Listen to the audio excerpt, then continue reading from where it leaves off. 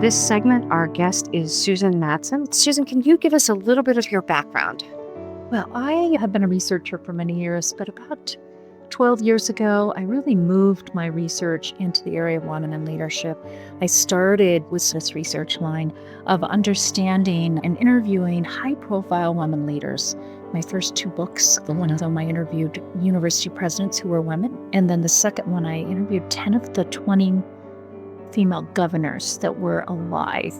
And my specific niche early on, and I've gone broader, was really understanding the lifetime development of leadership. So I really dug down into their upbringings, their homes, their parents, sports. How did they develop their voices and their confidence and just become leaders? So I'm really proud, especially the governor's book, because at the time, there were only 20 women who were alive that had ever been governor in the United States. And I was able to spend time with 10 of them.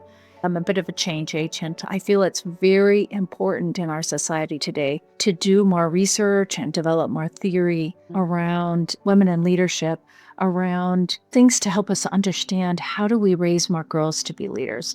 And one of my questions that I think is the nice companion to that is I'm looking at often my male clients and what's the value proposition to them to bring these women that you're developing into their businesses, because we lead differently.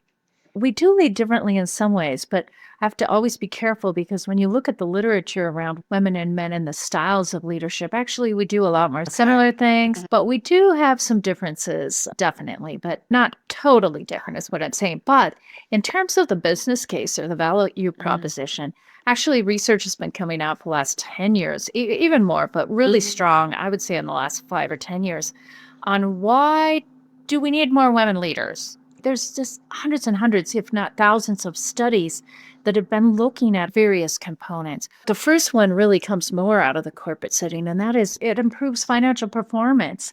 Now, not every study says that, but enough studies do say that they have found in organizations that oftentimes when there's a woman specifically on boards or in top leadership teams, that there are financial improvements and things like the company takes less risk and doesn't lose as much money as certain kinds of things. I wrote a brief a year or two ago called Why Do We Need More Women Leaders? And actually has the business case to research, like I said, from hundreds of studies. And I have them categorized into 5 main areas. Like I said, one of them is financial improvements. And so that's really important from the research element in terms of corporations, that there's much evidence that financial performance as the company goes up when there's women serving on boards or serving in leadership positions or both.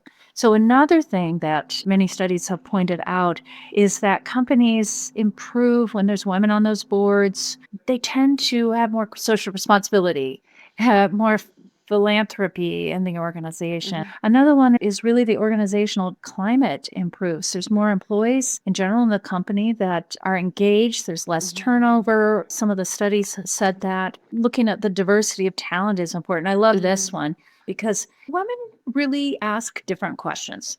So let's go back to the governor study and tie that to the benefits. How do we grow up differently? Being female, I have different reproductive organs, but how does that make me different as a leader?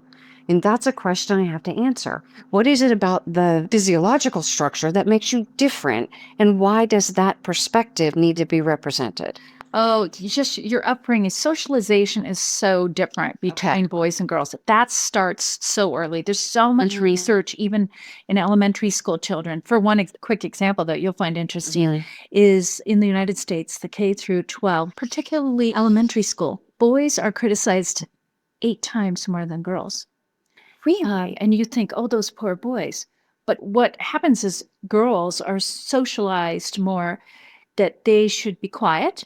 And they get their praise from being quiet, keeping their mouth shut, raising their hand, waiting their turn. And boys are like criticized, and it's an interesting dynamic. But then they go outside and there's blood sometimes at recess, and they're friends 5 minutes later. Now, fast forward 20 years, 25 years. And this is compounded, basically, right? Basically. And then 25 years, what are men better in the workplace than women? And that's taking criticism, getting over things, letting things fall off their shoulders. And women have been socialized from an early age to be quiet, raise their hand. And so they're waiting for their turn, waiting for that extra praise. Another quick thing is that I can get going on this. This is such fun stuff.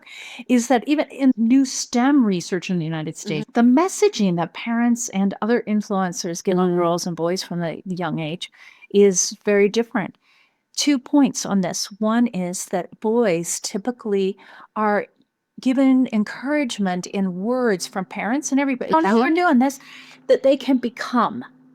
So they can, if you worked hard, you can become. And girls from a very young age you are beautiful. You are smart. So when a girl then gets an F on a math test, it's me. So you are this way doesn't give the impression Versus you can do.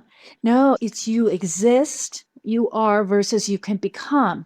And so the messages, many studies have pointed out that we just talk about that. And it starts from the physical, like you, little girl has a beautiful dress. You are beautiful. You are. And so something happens, you're all of a sudden don't feel like you're beautiful. So who are you? Your identity. There's subtle things like just the Christmas presents. We give different Christmas presents to girls and boys in different colors. So back to the governor's question. It's interesting. I found so many results, but one of them was how important the dinner table conversation was in helping them develop their voices, and how their fathers specifically, how their fathers really, they had good debates in a good way at the table, and they didn't get hushed.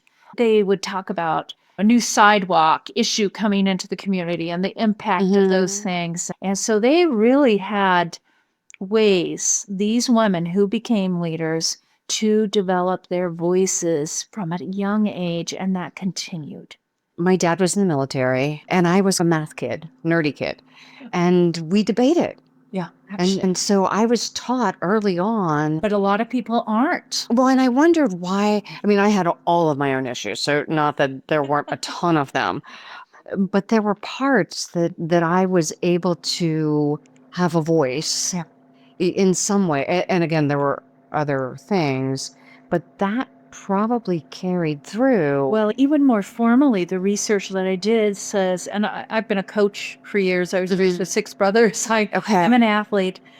But there's such an advantage for girls and women playing sports, what you develop. But I also found that speech and debate, back to what you said, in a more formal way, actually was very important for women to compete, learn how to lose gracefully, learn how to work with a team, do all kinds of things. And fortunately, there's more girls and young women playing sports, but they still drop out more than boys or men. And there's just some value in all of those things when we're raising girls. And when I say raising girls, I'm not just talking about parents, but grandparents and educators and neighbors. Coaches and teachers. And church colleagues. I played soccer for a year, and we were brutal. There were more injuries on the girls' soccer team than there were boys' football. You could get into were basketball tough. players. And then I went to work in companies that were predominantly men, clients that were predominantly men. So utilities industry, one of my clients was a steel manufacturer. Yeah, you were probably somewhat more comfortable in some ways because of those sports experiences, and because of, like, speech and debate does that to you as well, because you were doing more physical things with your mind and being competitive, right? And that's why I wondered what made me different, because I don't have some of these concerns. But also on vacation, I climbed Kilimanjaro one year. And that's not as good. This was, I pushed every physical limit I had and beyond. And I knew I needed to do that because I didn't feel like a physically strong person.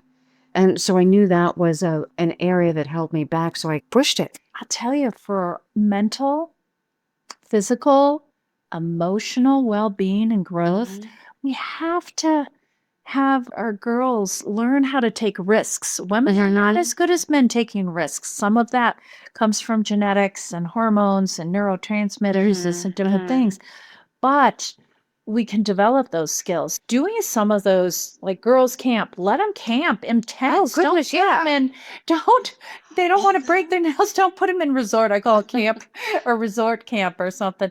But backpacking, those things are so good for young women for so many reasons. All of them relate directly or indirectly to women's confidence, women's voice, and leadership.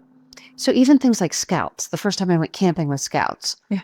Now our tent flooded and we got taken home. But even that, like, I wonder if it was boys, if they just make them sit there wet. Yeah. But the girls they called our parents and we were all carted home. I don't know, but sometimes we do treat girls and boys differently, and some would argue we need to do that, and there are definitely things we do. But I think as we raise our children, we need to be more thoughtful on, is this just a habit because we're used to girls doing this and boys doing this? Or think more thoughtfully about how to develop these competencies in young women. How do we help these girls find a voice, get developmental opportunities so they can practice leadership, give them confidence, help them find opportunities so that they can, even if they struggle. And helicopter parenting is the worst on women, on girls, because we want to take the pain from them. But in my books and in my work, the women over and over again said to me, it was in the challenges and struggles and failures they learned much more than in their successes in terms of leadership. So let's go back to the governors again, because I'm curious. I am. I want to see what worked with women who've been, by all measures, successful. I looked at their mothers and fathers and their siblings, having brothers, but also there were some that had a bunch of sisters and their fathers really gave them opportunities they would have a son. The dinner table conversation was important. I found in every single woman I interviewed, not just governors, but I've done work in the Middle East and China and different things, that they were avid readers, and how important reading and getting your children to read, because they become learners and they just soak up. One thing that was so prominent is that they were able to learn how to truly reflect at a young age. So they could look at things and analyze both sides. The whole sports thing is important. Actually, further along, one thing that is interesting are 3 or 4 of the governors, when I studied their motivations to lead, it came from they had learned throughout their life to be somewhat leaders.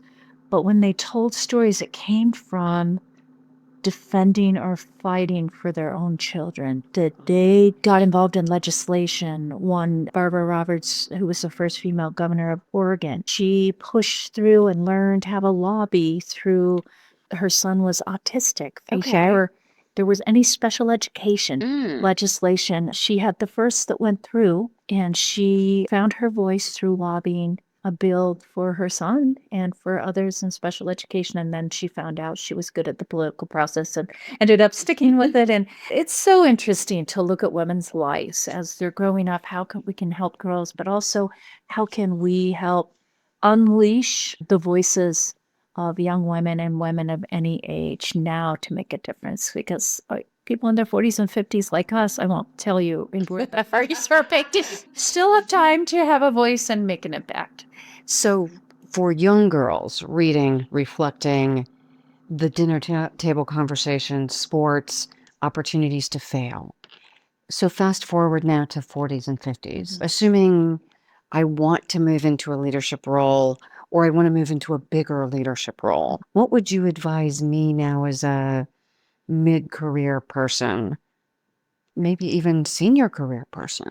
I would advise find a very good women-only leadership program that you can do at least once in your career. So why women only? Because there's certain experience. I wouldn't say every year in all your leadership be that. No, I'm just saying at least one good women-only program, and then do other programs as well. But women only, because you do get a different experience in a women only. I work on those. I'm doing now one with 18 people. I'm going to finish the last 2 days next week. There are conversations, experiences, ways to do leadership identity work that you would just do with women because they're more vulnerable in those settings and they can go deeper. And it's just a conversation, a safe place. And not that I'm saying you shouldn't do other things, but Right, I hear that's a that. great thing. Also, really connecting and finding opportunities for mentoring and sponsorship. Sponsoring meaning someone that'll really help give you opportunities. And then just more self exploration. And I'll tell you, there are so many things that happen in your life that you probably have not learned leadership lessons from. It's not the experience that teaches you, it's the reflection on the experience that actually helps to teach you, helps you develop leadership. So going back and really look through your life and say, what can I learn? What can I help transform me that I've already experienced that I haven't explored? I want to reiterate the reflection. Yeah, you and I shared that commitment to I don't cultivate the benefit if I don't reflect deeply about and then make an action plan. Yeah. So, what did I learn? What am I going to do less of? What am I going to do more of? And what practices do I put in place, even if they're simple little 5 minutes a day? People have told me, flight attendants, we're not used to seeing people write as much as you do, but I ride on airplanes and actually that's that's a right. good time to do some reflecting. Because there is something about something that integrates when you write. There still is. So, give us the name of a couple of books that you would recommend and a website so people can contact you. The ILA series we started a couple years ago have 4 books published. I was a co-editor on the first 3, and I would recommend those: Women in Leadership in Higher Education, Women as Global Leaders, and Women in Leadership Around the World. The first book and the second book I was talking about in terms of the lifetime development of Dee's Plummet. Well, the first one from 2008 is called On Becoming a Woman Leader, Learning from the Experiences of University Presidents. Okay. And then the second one is Developing Leadership, Learning from the Experiences of Women Governors. Great. Susan, such a pleasure. Thank you. Thank you so much.